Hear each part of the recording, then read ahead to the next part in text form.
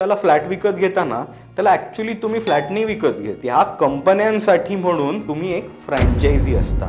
जर फायदा होत असेल तर कंपनीचा देखील फायदा होणार आहे, पण जर नुकसान होणार असेल तर फक्त आणि फक्त फ्रँचायझी विकत घेणाऱ्याचं नुकसान होत असतं। कोणी 1-2 कोटीचं घर घेईल तर कोणी अगदी प्रधानमंत्री आवास योजनेमधनं घर बांधेल, पण त्यासाठी स्टील सिमेंट पासून गृह सजावटीच्या गोष्टी आहेत, बाथरूम इक्विपमेंट्स आहेत, या सगळ्या गोष्टी तर लागणारच आहेत।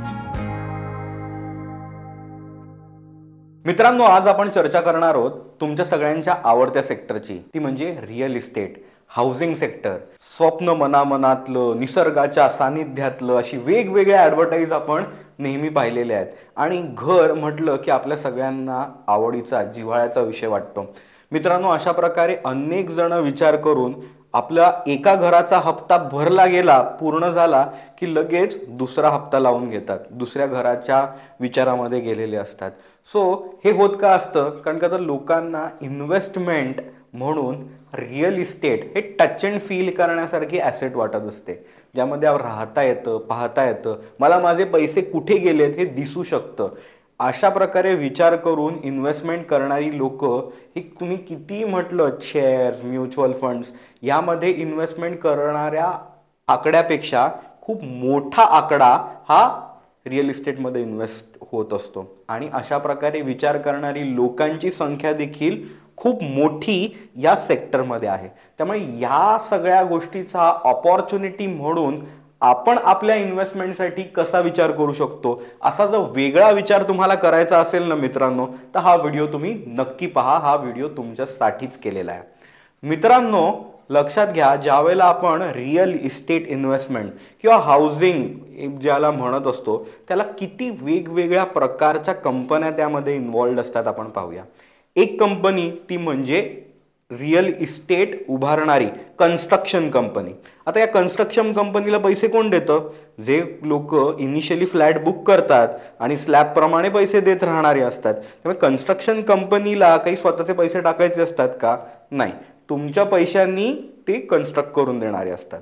दुसरी महत्वाची कंपनी म्हणजे या रिअल इस्टेटमधलं सेल्स आणि मार्केटिंग करणाऱ्या कंपन्या, ज्या तुम्हाला कॉल करतात ना, सर असा असा टॉवर लॉन्च होतोय, तुम्हाला इन्व्हेस्टमेंट अपॉर्च्युनिटी आहे। सो हे या कन्स्ट्रक्शन कंपन्यांसाठी पैसे मिळवून देण्याचं काम करणाऱ्या सेल्स अँड मार्केटिंगच्या कंपन्या। आता ज्याला तुम्ही घर विकत घेता तर काय फक्त तुम्ही 4 भिंती विकत घेतलेल्या नसता ना, त्या भिंतींना तुम्ही पेंटिंग करता, त्या पेंटिंगवरती तुम्ही छान चित्र लावता, कपाट किंवा फर्निचर ठेवता, त्याच्यामध्ये छान टीव्ही लावता, समोर सोफा घेता, अशा अनेक गोष्टी गृह सजावटीच्या देखील आपण घेत असतो। त्यामुळे अशा प्रकारे रिनोव्हेट करून देणाऱ्या कंपन्या, त्यातल्या इलेक्ट्रिक अप्लायन्सेस बनवणाऱ्या कंपन्या, त्याचे इलेक्ट्रिक कॉन्ट्रॅक्ट्स घेणाऱ्या कंपन्या, अहो हे इतकंच काय, बाथरूममध्ये 5 ते 7 लाख रुपयाचा खर्च होतो। जर तुम्ही आजच्या काळामध्ये जर लक्झरियस बाथरूम बघायला जाल तर तुम्हाला टेम्परेचर कंट्रोल्ड वॉश बेसिन पासून जॅकुझी सिस्टीम्स, वेगवेगळ्या प्रकारचं लाइटिंग, इटालियन मार्बल्स, काय म्हणाल त्या गोष्टी आज तुम्हाला या अशा लक्झरियस घरामध्ये पाहायला मिळत असतात। सो त्यामुळे या सगळ्या गोष्टी बनवणाऱ्या, त्याच्या सर्व्हिसेस देणाऱ्या पण कंपन्या आहेत। सो तुम्ही लक्षात घ्या, 135 कोटी लोकांमध्ये जर सगळ्यात मोठा वाटा हा तरुणांचा असेल तर त्या तरुणांना प्रत्येकाला आपलं एकतरी घर घेण्याचं स्वप्न आहे। सो इतक्या मोठ्या प्रमाणात लोक घर घेणार आहेत। कोणी 1-2 कोटीचं घर घेईल तर कोणी अगदी प्रधानमंत्री आवास योजनेमधनं घर बांधेल, पण त्यासाठी स्टील सिमेंट पासून या सगळ्या ज्या गृह सजावटीच्या गोष्टी आहेत, बाथरूम इक्विपमेंट्स आहेत, प्लंबिंग इन्स्ट्रुमेंट्स आहेत, या सगळ्या गोष्टी तर लागणारच आहेत। तर तुम्ही लक्षात घ्या, हा सेक्टर आज आहे त्याच्यापेक्षा कितीतरी पटीने मोठा होणार आहे।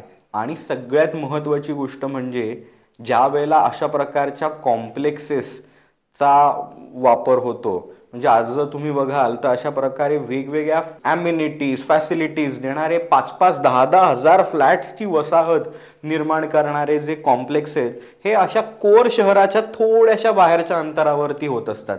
आता त्यामध्ये इन्व्हेस्टमेंट करायला कोण येत असतं? ज्यांना अगदी कोर शहरामध्ये फ्लॅट घ्यायला खूप महाग पडणार असतो, त्याच किमतीमध्ये त्यांना मोठा फ्लॅट थोडासा शहराच्या बाहेर मिळू शकत असतो।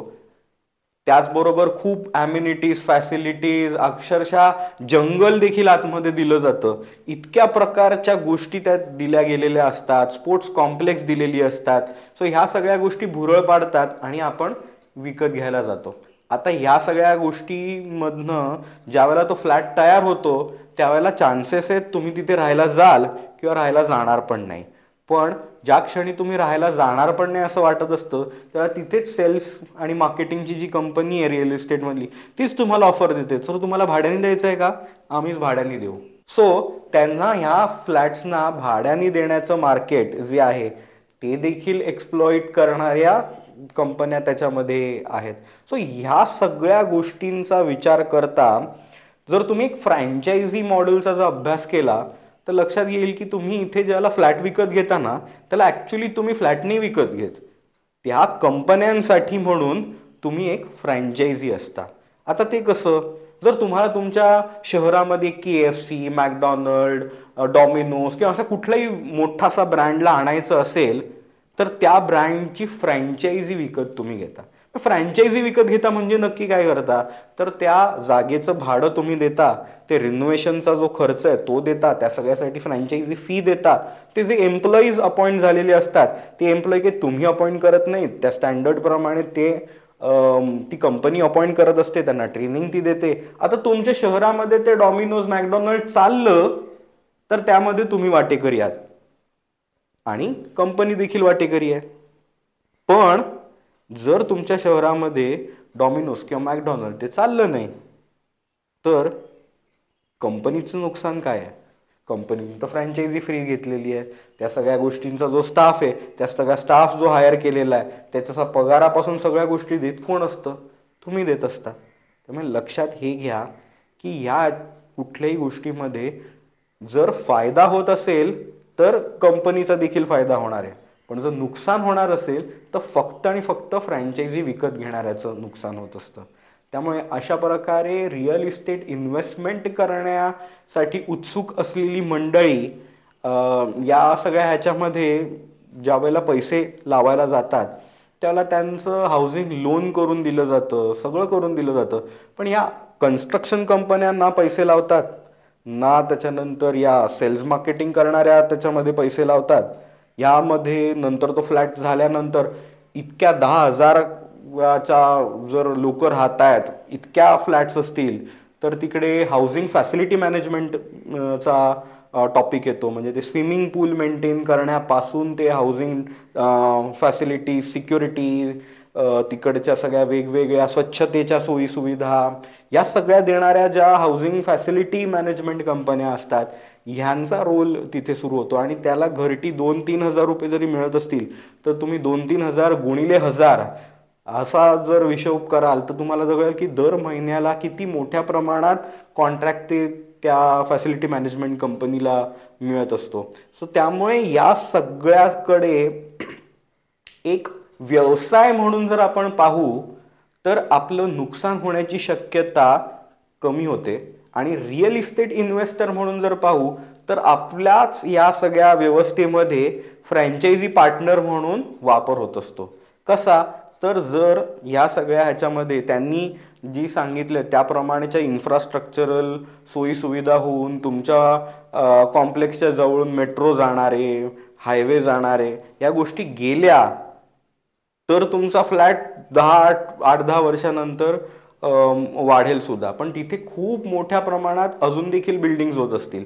मी जर फ्लॅट विकत घेणार आहे तर मी एखादा 7 वर्ष जुना फ्लॅट विकत घेईन का नवीन तिथे होणारा फ्लॅट आहे तो विकत घेईन. मग शक्यता तुमचा फ्लॅट हा भाड्यानेच चालत राहण्याची शक्यता जास्त प्रमाणात आहे. त्यामुळे आणि ह्या भाड्याने जाणार आहे हे त्यांना देखील माहिती आहे, कारण का तर अशा प्रकारच्या जी मोठी शहरं असतात त्याच्याच आजूबाजूला ही अशा प्रकारच्या या वसाहती तयार झालेल्या असतात. तर लक्षात हे घ्या की याच्यामध्ये अशा इन्व्हेस्टमेंट कराव्या जिथे माझी जर इन्व्हेस्टमेंट असेल तर मी माझं घर ही माझी इन्व्हेस्टमेंट नसते, कारण का तर मी तिथे राहतो ना. मी माझ्या फ्लॅटचा रोज रेट काढीन का की किती वाढतो, आणि जर माझा 2 कोटीचा फ्लॅट जर 3 कोटीचा झाला, चला 1 कोटी वाढलेत म्हणून मी तो फ्लॅट विकून टाकीन का, नाही ना. तिथे माझे काही इमोशन्स आहेत, मी राहतोय. सो लक्षात घ्या जर आपण राहण्यासाठी काही गोष्टी घेत असू तर त्याला आपण घर म्हणतो, आणि घर ही कधीच इन्व्हेस्टमेंट नसते. पण जर तुम्ही दुसरा फ्लॅट, तिसरा फ्लॅट इन्व्हेस्टमेंट म्हणून विचार करत असाल तर तुमचा इथे फ्रँचायझी पार्टनर म्हणून वापर होणार आहे, आणि याच्यामध्ये फ्लॅट वाढ्याने गेला तर तुम्हाला देखील पैसे मिळत राहतील. पण हा फ्लॅट विकला जाण्याची शक्यता ही खूप कमी होत जाते. आणि अशा प्रकारे जर तुम्ही चीनमध्ये बघाल तर अशा प्रकारे खूप हाऊसिंग कंपन्यांचं खूप मोठी लाट तिथे आली, आणि आज आपल्याला असं दिसतं की चीनमध्ये असे काही हजारो फ्लॅट असलेले कॉम्प्लेक्सेस आहेत, सिटीज आहेत जिथे कोणीच राहत नाही. त्याला घोस्ट सिटीज म्हटलं जातं. आता या घोस्ट सिटीज ज्याला तयार झाल्या त्या बांधताना ज्यांनी फ्लॅट विकत घेतलेत तर हाऊसिंग कन्स्ट्रक्शन कंपनीला काम मिळालं का? मिळालं.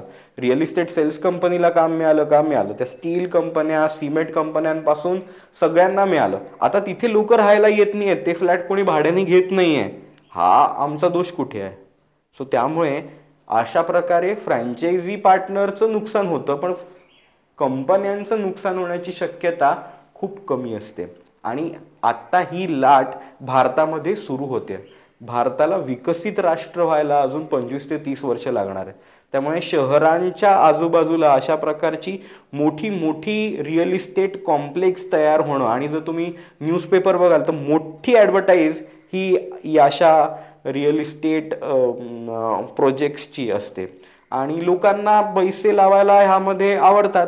सो त्यामुळे लक्षात घ्या, मेजॉरिटी ऑफ लोक, ज्यांना मी किती समजावलं तरी अशा फ्लॅट्समध्ये इन्व्हेस्ट करणारे लोकांची संख्या म्युच्युअल फंड्समध्ये सिस्टमॅटिक इन्व्हेस्टमेंट्स करणाऱ्या लोकांपेक्षा कधीही मोठीच राहणार आहे. त्यामुळे इन्व्हेस्टर म्हणून फायदा कधी होतो? ज्यावेळेला अशा वाटा ज्या खूप गिनेचुने लोक, चोखंदळ लोक त्या वाट्यांमधनं जात असतील तर आपल्याला फायदा होण्याची शक्यता आहे.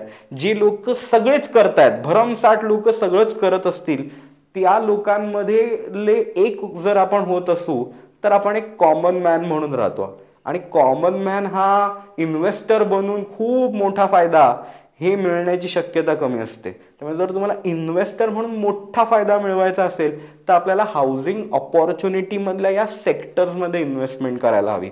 यात जे जे मी वेगवेगळ्या कंपन्या सांगितल्या या कंपन्यांच्या शेअर्समध्ये जर इन्व्हेस्टमेंट होत असेल तर खूप मोठ्या प्रमाणात ऑपॉर्च्युनिटी आहे. आता ह्याच्यातले 1 आणि 2 आणि 5 कंपन्या आपण घेण्यापेक्षा या सेक्टरमध्येच काम करणारे म्युच्युअल फंड्स देखील आहेत.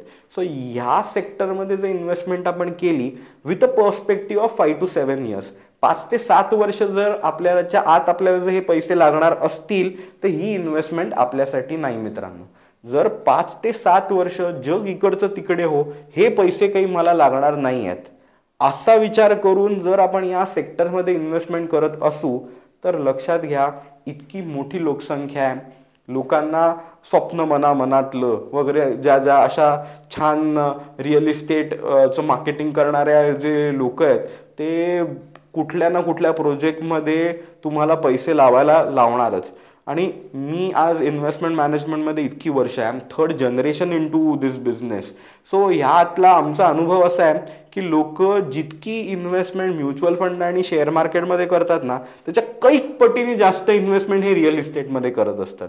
त्यामुळे मला रिअल इस्टेटमध्ये कोर इन्व्हेस्टमेंट करण्यापेक्षाही खात्रीशीर फायदा जर कुठे दीर्घ मुदतीचा मिळू शकत असेल तर तो अशा प्रकारे रिअल इस्टेट ऑपॉर्च्युनिटी एक्सप्लोअर करणाऱ्या फंड्समध्ये जर मी इन्व्हेस्टमेंट केली with a perspective of 5 to 7 years, 5 ते 7 वर्षात जे पैसे मला लागणार असतील तर ही इन्व्हेस्टमेंट खूप धोकादायक ठरेल.